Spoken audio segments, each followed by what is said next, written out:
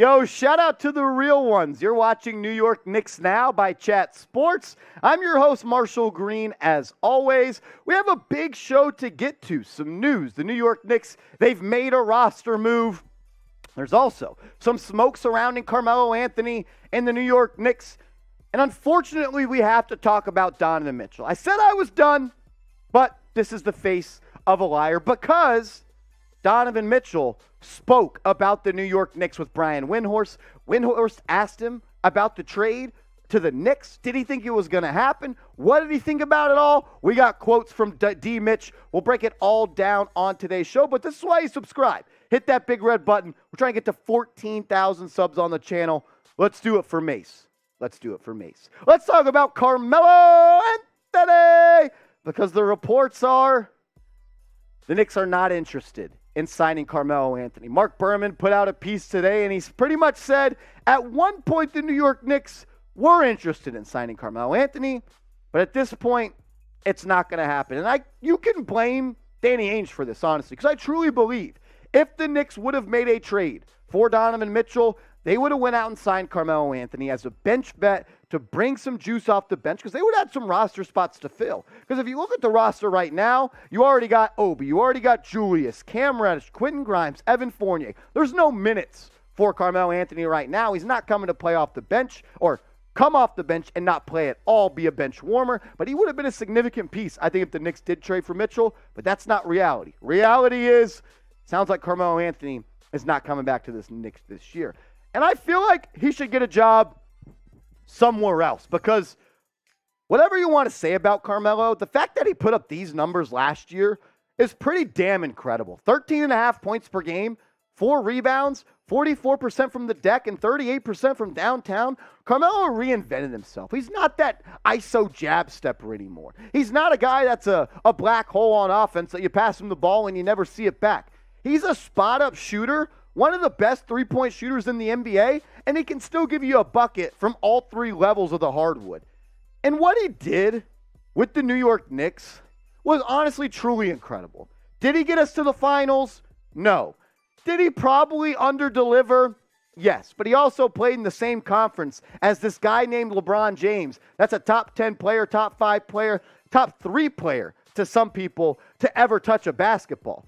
And if it wasn't for Amari Stoudemire getting hurt against the Indiana Pacers, I truly believe the Knicks win that series. And it's not Melo's fault. It was the moves that happened after that. Not trading for Kyle Lowry. Not giving up Iman Shumpert to get that deal done. Trading for Andrea Bargnani. Not amnestying Amari Stoudemire. A lot of things. The Tyson Chandler trade. A lot of things went down. At the end of the day, I think it was a success for the Knicks. And I would love to see him end his career with the Knicks one day. But the deal not happening, the Mitchell deal not happening, of course, ended this dream. We talked about it. It's the fact of the matter is that he was going to come here if the New York Knicks traded for Donovan Mitchell. That was the plan all along. It didn't happen, and that's why we're here. And it sounds like the New York Knicks are no longer interested in signing Carmelo Anthony. Maybe next year could be the farewell tour for Melo in Madison Square Garden, because I need to hear it one more time. 3-point goal, Carmelo Anthony. I got to see 3 in the dome one more time in the orange and blue. Let's show Melo some love, though, because I feel like he gets a lot of hate for a lot of unknown reasons. People like to blame everything that happened on him, but all he did was go toe-to-toe with the media every single night, was held accountable, held himself accountable, and played his heart out for the Knicks, and was the best player a lot of Knicks fans have seen since Patrick Ewing. So show him some love in the comments. Type number 7. He deserves it. I think he should have his jersey retired here. I don't know if it'll happen, but let's show Melo some love. Type 7 in the comment section. And remember to hit that subscribe button, because here on New York Knicks Now, we're growing like crazy, and we're doing more content than ever. And with training camp around the corner, the NBA season coming up, we're going to continue to do videos every single day, sometimes multiple videos. We're going to be doing post-game videos. We may go live for the games and just do watch parties. We're going to have a lot of fun this season on the channel. So join the squad, hit that big red button. Let's get to 14,000 subs.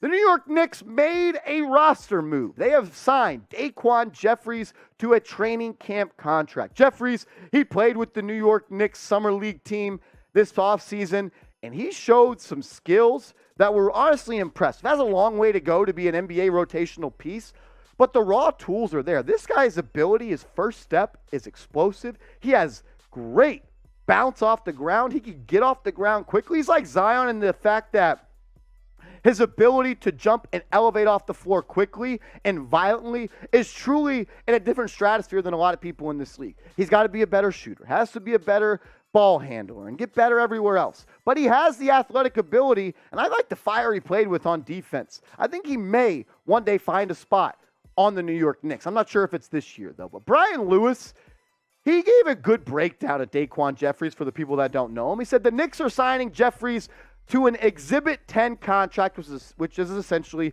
a training camp deal. The news was first reported by The Athletic and confirmed by The Post. The 25-year-old shooting guard who played for the Knicks Summer League team this year has played 47 NBA games over the past 3 seasons with Sacramento, Houston, and Memphis, starting 5 of those games. Last season, Jeffries inked a 10-day contract with the Grizzlies via the hardship exemption on January 1st, making 3 appearances and scoring 2 points after the 6'5", 230-pound Jeffries returned to the G League College Park Skyhawks, for whom he averaged 15.4 points and 2 rebounds per game.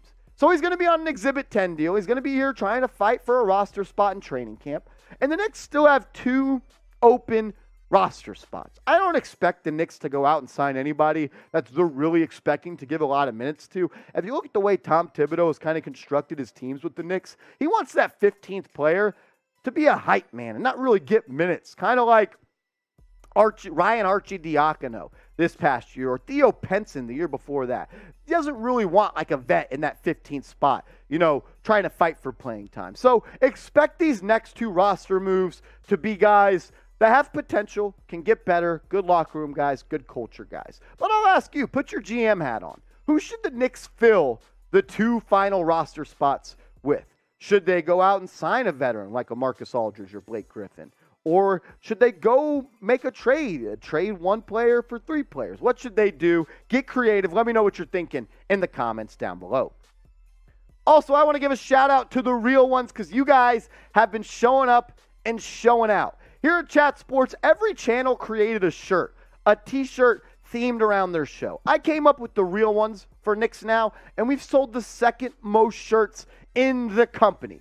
That's pretty damn awesome because we're not even in the top 10 of the biggest channels at the company. So we're doing something pretty good there. That means you guys are showing up and showing out and showing love. And I just want to say thank you to everybody that has gotten a shirt. If you want to be a real one and show some love, get your shirt today. Chatsports.com/realknicks. I'll put that link in the comments and description of the show. And if you get a shirt, when it comes in, put it on, take a picture, and we'll put you up on the show. Donovan Mitchell spoke to the media and Brian Windhorst about the New York Knicks. They did a sit-down interview on ESPN, and he asked him, what happened? What did this? What went on? He said, I thought it was New York. I'm not going to lie to you. Who doesn't want to be home? And he had some other stuff as well that we'll talk about in a second. But he thought it was going to happen. I thought it was going to happen. You thought it was going to happen. But I just think it's funny that I know we haven't been doing it on this channel because there's no reason to anymore. But every publication has talked more about the New York Knicks following this trade than both teams that have made it. It's a classic Knicks for clicks. But this quote by Donovan Mitchell kind of upset me a little bit. Brian Windhorst asked him, how close actually was it to you being a New York Knick and going home and playing in Madison Square Garden? Donovan Mitchell said, it was very close. I won't say more than that, but I know a little bit more than most.